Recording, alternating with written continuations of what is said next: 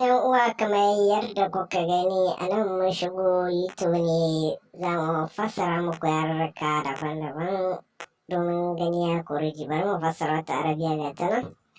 Yawwa, kun ga an maida ta Hausa.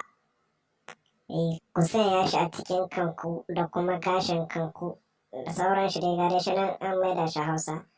Don haka a yadda kuka gani a sauƙaƙe ta cikin YouTube ba tare da mun shiga ba mun yi wani kofi ba mun hita ko da sauransu, daga nan kan ekran ɗin wayarka za ka iya fassara kowane yare da kake buƙata insha Allahu. Don haka gani aka ce ya kori ji, da wani kace yana mana wasa sai a hankali insha Allahu. Ku biyo mu a cikin bidiyon. Yanzu za mu shiga Play Store. Yawwa, sunan application ɗin Translation Ball, da Ingilishi kuma Translation Bill. Yawa, ne sace insha Allah. Val da Faransai kenan. Insha Allah kun gan shi na application ɗin wannan kwanan tsawon nan na ta sama. Yawa, shi ne za mu bayani da shi insha Allah. Da yake ni na riga na sauko shi na yi download ɗin shi. Kenan yanzu kawai zan iya shiga in ga me ƙunsa. Duka MB ɗin shi bai kai 14 ba.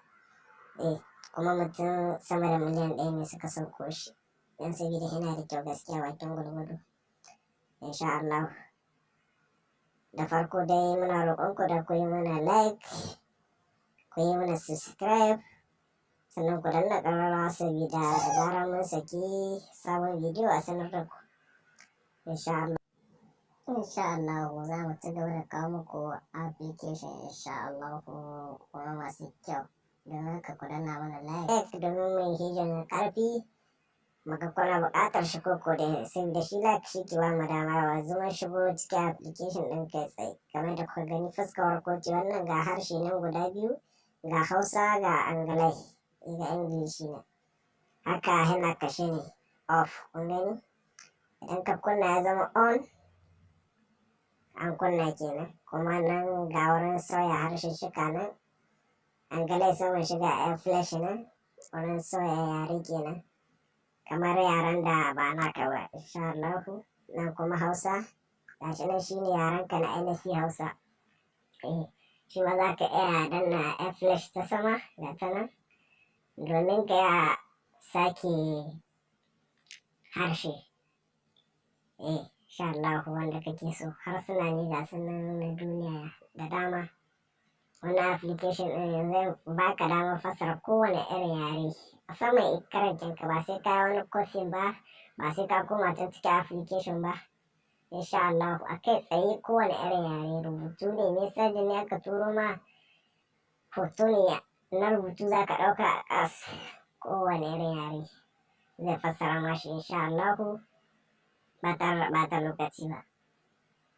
Idan haka muna roƙon ku da Allah idan ya burge ku ku danna mana like insha Allah.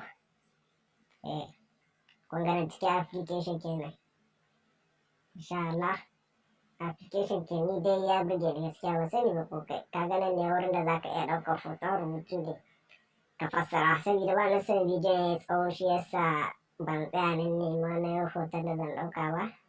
Nan kuma wurin ɗaukar scanning ne. Scan wannan ɗan kewayen na scan za ka ga to hashi yana fassara shi zuwa naka yare na Hausa insha Allah. Kai an ce dai gani ya kori ji. Dan uwa ka sauko wannan application insha Allahu. Ka yi aiki da shi za ka ga lalle mai kyau ne, sabida ya yi sauran application ɗin da muke kawowa na fassara yare dai kyawu gaskiya. Insha Allah.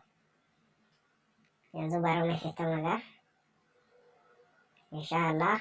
Haka mun fita daga cikin shi ne.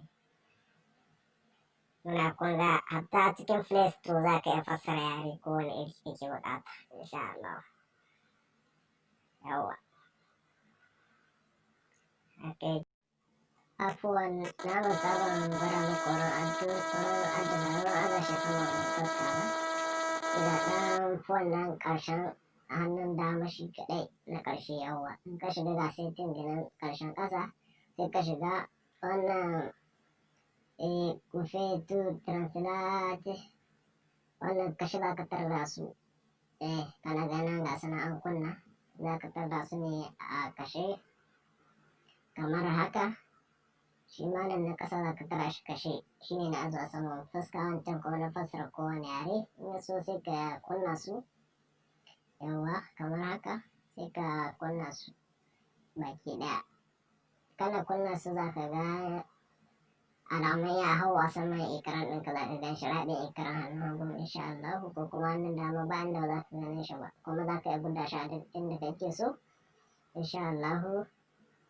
Kaga nan ga wani wuri nan kuma na wurin yin magana ne, kamar kana son a fassara ma da ɗumi ko kuma in kai ɗumi a fassara, nan ne gashi nan ƙarshen ƙasa kana ga ɗan ɗigo-ɗigo ɗaya biyu, shi za ka danna ga mikro nan da sauran shi, kuma ga can ƙarshen sama ga wurin sauya harshe can insha Allah. Za ka iya ɗumi nan a fassara, kuma za ka iya shiga cikin haddasa ka memory haka ka ɗauko rubutu ka fassara insha Allah, ba shi da matsala. Application da wanda yana da kyau, gashi nan kuna ga mikro wurin Hausa, ga mikro na kuma wurin Ingilishi ma ga mikro nan insha Allah.